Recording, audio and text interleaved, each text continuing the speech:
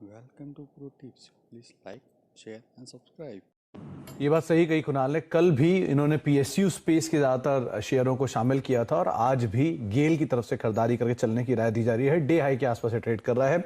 185 रुपए के टारगेट्स के लिए आप खरीदारी कर सकते हैं। 169 का एक स्टॉप लॉस मेंटेन करेंगे। 173 रुपए ये गेल का मौजूदा स्तर है। पोटेंशियल अपसाइड्स में 185 रुपए तक का, यानी करीब करीब 12 रुपए की और तेजी गेल में आते हुए दिखाई पड़ सकती है। तो 169 के स्टॉप लॉस है, यहां पर आप पोजीशन ले सकते हैं। अच्छा, मिराज का पोर्टफोलियो लेकर आइए। मिराज की तरफ से भी एसबीआई लाइफ था कल खरीदारी के लिए, और बीईएल और एचईएल दोनों डिफेंसिव स्पेस के नाम, जहां पर डिफेंस स्पेस के नाम, जहां पर उन्होंने अपनी पोजीशंस को होल्ड किया है। एसबीआई लाइफ में हालांकि कल की तेजी में वो एग्जिट कर गए हैं। तो उस हिसाब से मिराज के पास एक कॉल बचती है जो कि वो आज के लिए शामिल कर सकते हैं। तो मिराज, आपकी पहली कॉल कौन सी होगी आज? पहली कॉल मेरी सोना कॉम्स की होगी। जैसे ओवरऑल देखोगे तो स्टॉक अच्छा खासा कंसोलिडेट और करेक्ट हो चुका है। कल 600 पे अच्छा खासा सपोर्ट लेके चला था। आज अभी स्टॉक कल के हाई को भी क्रॉस करके, प्रीवियस 2-3 दिन के हाई क्रॉस करके नए हाईज बना रहा है। अच्छा खासा वॉल्यूम दिख रहा है स्टॉक में, और ये स्टॉक हमेशा एक कंसोलिडेशन के बाद जब ब्रेकआउट देता है तो काफी अच्छा लंबा मूव देता है।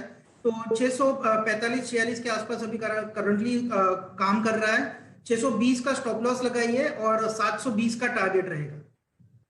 इसका टारगेट और 620 का एक स्टॉप लॉस। आप खरीदारी कर सकते हैं सोना कॉमस्टार में 646-47 के स्तरों पर डे हाई पर ट्रेड कर रहा है। तो ये तेजी इसको 700 रुपए के ऊपर 720 के जोन्स में, यानी कि 80 रुपए का जो अपसाइड है वो शायद स्टॉक में और खुलता हुआ दिखाई पड़े। उस हिसाब से आप यहां पर नजर रख सकते हैं। कुणाल, आपकी तरफ से दूसरी कॉल कौन सी होगी?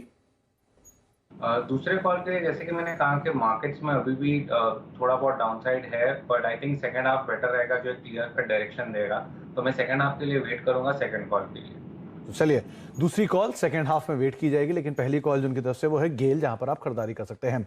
मिराज, आपकी तरफ से बाजार को लेकर जो आपका रुख था वो अधूरा रह गया था। मार्केट्स पे आपका व्यू क्या है? मार्केट्स पे यदि आप देखोगे तो आज के दिन में हम 100 और 200 डे मूविंग एवरेज के बीच में कारोबार करते हुए दिख रहे। ये एक दिखा रहा है कि अभी तक एक प्रॉपर डायरेक्शन नहीं मिल रहा है। 200 डे पे अच्छा खासा सपोर्ट आ रहा है, और 100 डीएमए पे हम देखोगे तो निफ्टी में रेजिस्टेंस मिलता हुआ। आज के हाईज और लोज भी एकदम वहीं पे है जहां पे 100 डे और 200 डे मूविंग एवरेज प्लेस्ड है। तो अगर बाजार में एक रिकवरी होके अच्छी खासी तेजी होनी होगी तो 17,300 का लेवल हमें कन्विंसिंगली क्रॉस करना होगा। वो क्रॉस करेंगे तो जो कल का गैप था वो गैप भी भर के हम एक तेजी कर पाएंगे। हालांकि आज की डेट में अगर देखोगे तो निफ्टी से ज्यादा बैंक निफ्टी में वीकनेस दिख रही है। जो दिग्गज बैंक है आईसीआईसीआई बैंक, हालांकि आज कुछ सपोर्ट दे रहा है, पर जब तक एचडीएफसी बैंक या एचडीएफसी उन फाइनेंशियल्स में, दिग्गज फाइनेंशियल में सेलिंग नहीं रुकेगी, तब तक बैंकिंग में थोड़ा सा दिक्कत आती हुई दिखेगी। और निफ्टी को जो ड्रैग कर रहा है बैंकिंग के साथ है वो आईटी। तो इनमें अगर थोड़ी सी सेलिंग स्टॉप होती है, जो हमें पॉसिबल है कि आज सेकेंड हाफ या कल फर्स्ट हाफ में एक बार ये सेलिंग एब्जॉर्ब होती हुई दिख रही है। आज भी निचले स्तरों में से इनमें बाइंग आती हुई दिख रही है, तो वो होता है और 17,300 के पार जाता है, तभी एक नई तेजी हो सकती है। वरना हम इसी रेंज में रहेंगे 300 पॉइंट में, जहां नीचे 17,000 पे एक साइकोलॉजिकल सपोर्ट मिलता रहेगा, ऊपर 17,300 में हमें रेजिस्टेंस आता रहेगा।